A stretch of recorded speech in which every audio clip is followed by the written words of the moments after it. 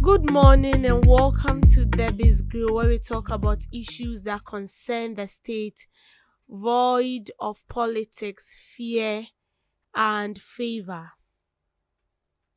Now, the immediate past president of the Ghana Registered Nurses and Midwives Association, Dr. Kweku Asante, has laid the blame in respect of the ongoing strike by members of the association at the doorsteps of the Minister of Health, Mr. Kwabena Menta Akando. Now, according to him, I am not happy that at this point we are all agreeing as consequential to breakdown of negotiations, and so it is important for the Minister of Health to understand the fact that it is incumbent on him to do the bidding of the nurses and midwives so that we can move forward in arriving at an amicable solution for this problem. He said his statement was in reaction to the call by the health minister earlier in the day for retired nurses and midwives to go to the hospitals and hold the fort as the impact of the strike embarked on by members of the Ghana Registered Nurses and Midwives Association intensifies. So we all know that for the past weeks now, the Ghana Registered Nurses and Midwives Association are on strike because they are demanding for a good working condition. Some are also demanding for a good pay, and some are also demanding for some stipend and so on. Now we all know that when it has to do with health sector in this country, the health sector plays a crucial role in our country. I mean, we cannot wake up and day and then all nurses and doctors are going on strike. Then it means that 50% of people or patients are going to lose their lives. Because one way or the other, sometimes you wake up and then you feel like you are sick somewhere and then you have to visit the hospital for treatment. But mind you, as a health professional, as a nurse, you have to be sane, physically sane, mentally, psychologically. You have to be sane to ensure that, you give a good treatment to your patient.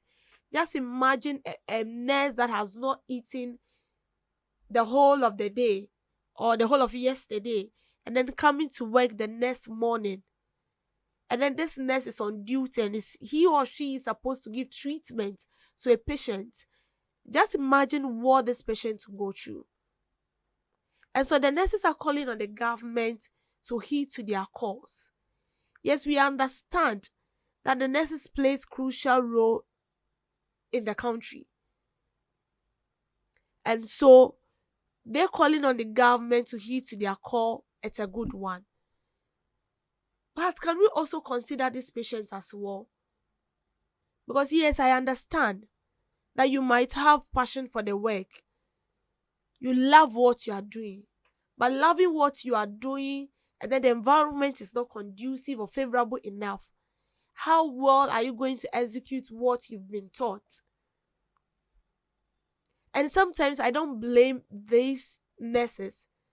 And this is one of the main reasons why sometimes when you get to the hospital, you see these nurses shouting on top of their voice on the patient. And sometimes you, the patient, you feel like, but what did I do? I'm here to receive treatment. And instead of receiving treatment, I'm going home with another kind of illness. And I'm now beginning to realize that these are some of the things that actually triggers their anger. But with the health minister calling on retired nurses to take over from these nurses that are on strike, is that the best way to, solve this whole saga of nurses going on strike?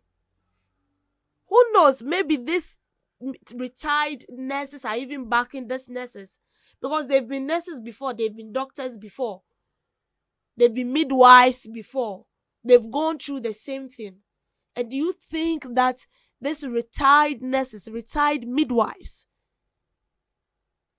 who by now their strength are nowhere near this current energized nurses.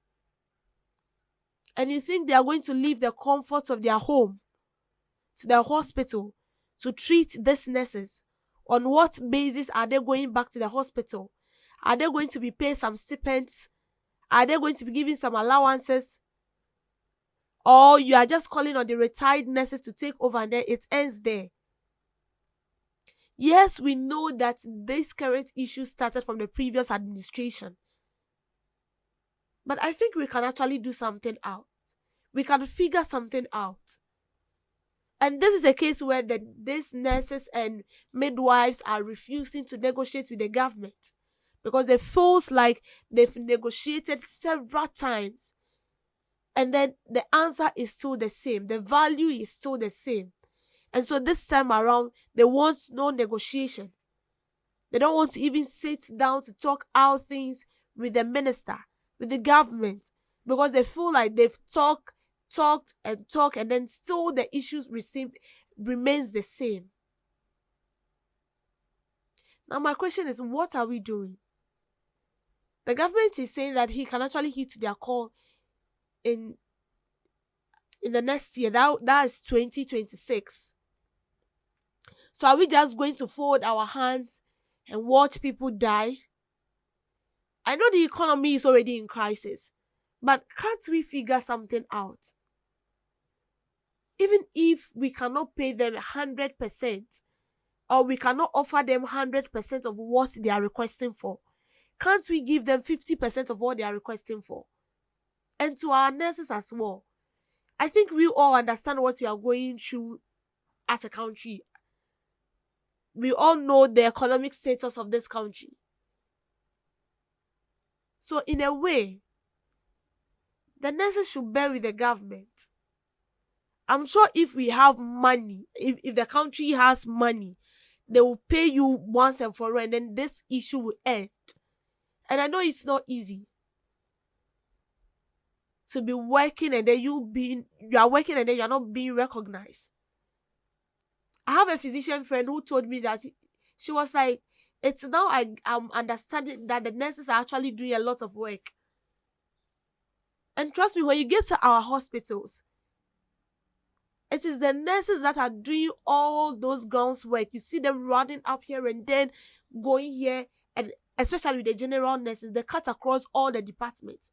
The emergency ward, they are there. The children's ward, they are there. All the wards in the health sector, in the hospital, they are there. Except for the doctor who they will called on when the case is getting out of hand. So these nurses and midwives are actually doing 90% of the works at the hospital. And I know it's very sad and painful. But please, bear with us. The patients are crying out. I know the government will definitely respond to your calls. So we are pleading with our nurses and our midwives. I think you've struck enough. And I know that the government are actually doing something about it. But on the side of the minister also calling on the retired nurse for that, it's a no-no. It's a no-no. Because they experienced the same thing.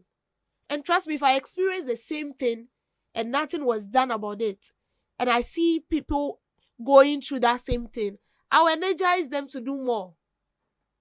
And calling me back, I'm not sure I'll go. Because these retired nurses, let's also consider their health. Most of them are in their 80s, their 90s, their 70s.